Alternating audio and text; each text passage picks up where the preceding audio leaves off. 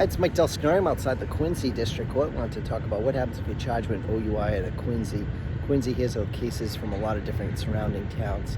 When you charge with an OUI, keep in mind that if you took a breath test, you can get your license back, your full license back within 30 days.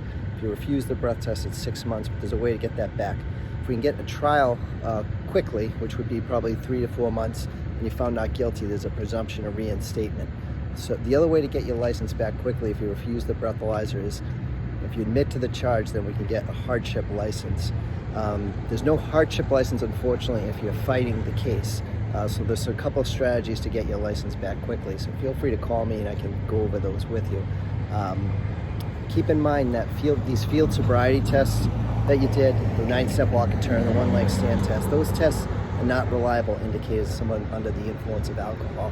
There's a lot of reasons why those tests could be inaccurate. You might have a medical condition that might affect your balance.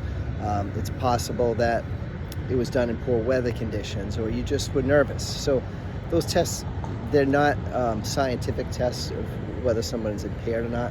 And there's a lot of evidence that I'll be able to point out to you when I go over the report with you that'll show that you're not under the influence of alcohol.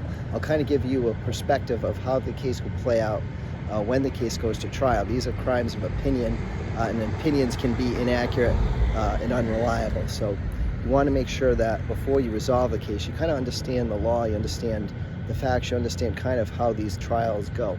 And a lot of these trials that we have, our clients are found not guilty. We recently had a trial right here in Quincy Court in front of a jury where our client allegedly failed some field sobriety tests, and the key thing was he had some medical issues, that he had a serious injury at work. He testified, went up on the witness stand, explained that to the jury, and it completely changed the case. He was somebody that was hardworking, just drank socially, went out for a couple of drinks with friends, had a meal, and at the end of the day, he was found not guilty. So, in some of our cases, our clients testify. Juries do, in my opinion, like to hear from the client. So if it's not a case where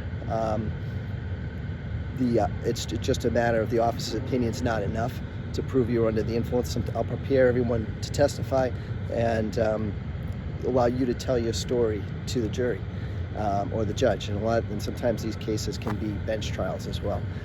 So there's a lot here, a lot to know about these cases in order to make an informed decision. That's what I'm here for. You can call, text, email. My cell, 781-686-5924.